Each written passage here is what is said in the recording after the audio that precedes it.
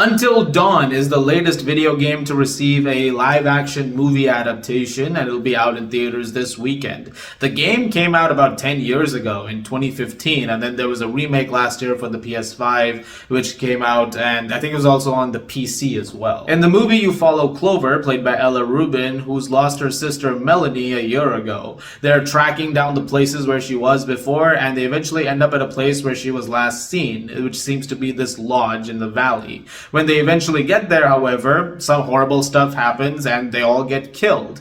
But the clock resets and they're essentially able to come back to where they were before they died. And they have to figure out a way to survive the night and make it until dawn, as more and more threats are showing up towards them and potentially wanting to murder them in the most gruesome ways. Now, the game is very interesting in that it's a very interactive movie in its own right. You have actual, some actors who you've seen in movies and TV shows before playing the roles that you're seeing represented, and there's not a lot of playability beyond just moving around or quick time events or picking things up, but it's very importantly based on a choice-based system. You control the narrative as it's going on, and whatever decisions that you make will then evolve the game, and it'll take you to where you have to go. And depending on the choices that you make, you'll get the ending that you get. In one ending, many characters will probably die. In one ending, all of them might die.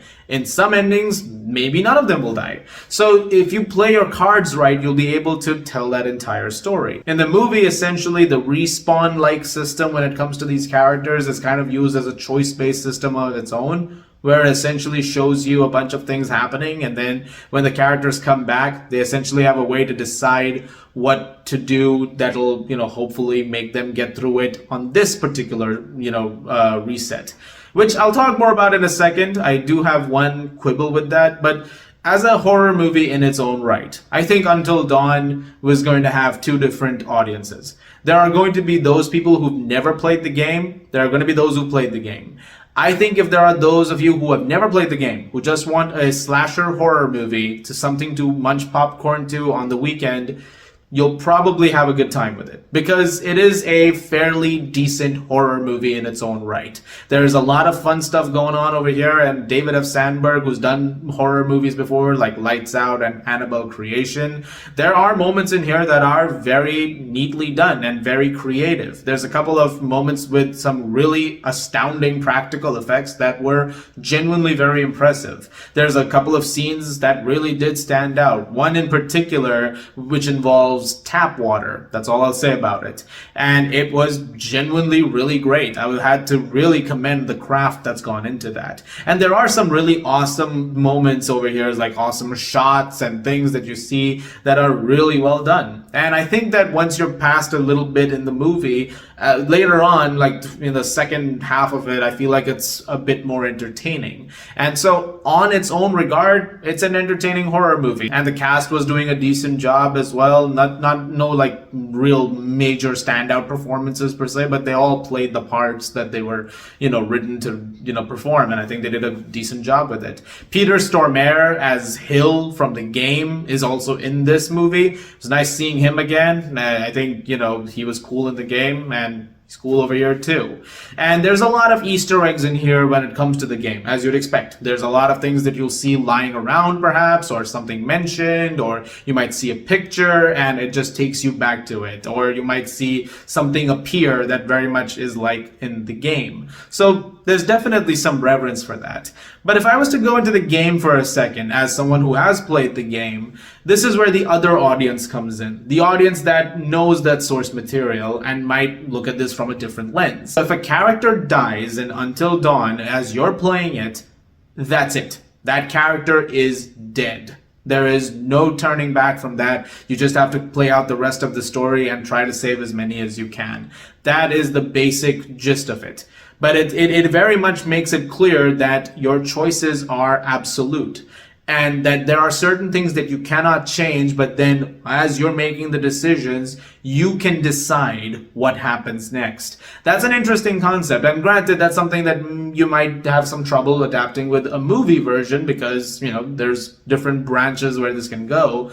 But because you are trying to do something with that respawn system, it kind of does take away from, like, I think the larger point of Until Dawn, the game, and it just kind of turns it into Groundhog Day as a horror movie.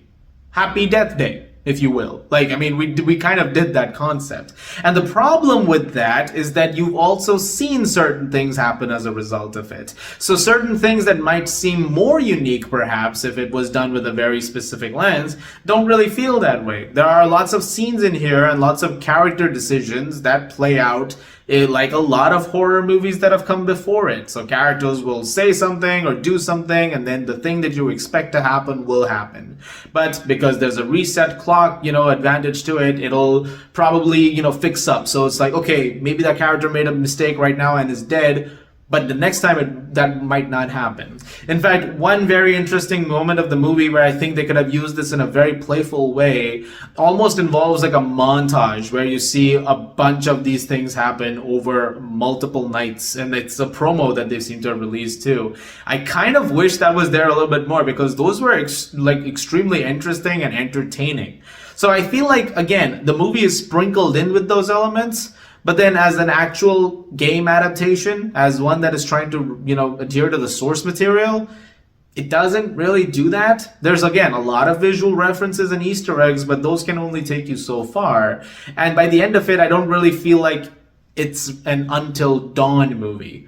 Like, it's a fun enough horror movie, just not a solid Until Dawn adaptation. This is such a perplexing review, because in some ways, like I said, I'm thinking about this from a film goer perspective and a game player perspective. Things change. Like, there are two different things clashing against each other over here. And I feel like that's going to make a very clashing experience for you as a viewer as well. Because depending on whether or not you have played the game, you are going to feel very differently about Until Dawn, the movie. So I'm very curious to hear what those thoughts are going to be. I'm actually curious about the reviews coming out, because I've seen a few early reactions. People have said they haven't played the game, and I'm just curious, like, how many are going to come in saying that, oh, I have played the game. Like, what happens when you have that conversation? And I'm just curious what that'll be. Some of the characterization over here was also not particularly great. Like, there's a couple of sprinkled things in there with some characters, particularly with Clover, the main character we're following, especially when it comes to her and her sister. So you get some stuff over there, but beyond that, the characters, whatever you learn about them, mostly just told through exposition, which is kind of similar to the game in a sense too, but because you spend a lot more time with the characters in the game and you get to actually have more time to know them, it makes a more interesting scenario, because you're able to, sort of know who you like or don't like, who you want to be honest towards, who you want to be loyal to, and those decisions then impact what's going to happen to them in the game, or even retroactively change what you think, because there's a couple of times you might think, I dislike this character, and then you might be sort of like, there might be a moment where someone raises an eyebrow going, yeah, it's easy to dislike. Well, let's just see. And then in the very next bit, you'll see a character, that same character, do a very likable thing. So the fact that it challenges you like that, I think was just quite interesting. But like I said, I've gone on about this for a while. Very curious to hear what people are going to make of it. I'm kind of in the middle of this one though, so I'm going to give it about a 6.5 out of 10. Guys, thank you very much for watching. Look forward to more videos very, very soon. As always, if you like this, please do subscribe, and I'll see you guys in the movies.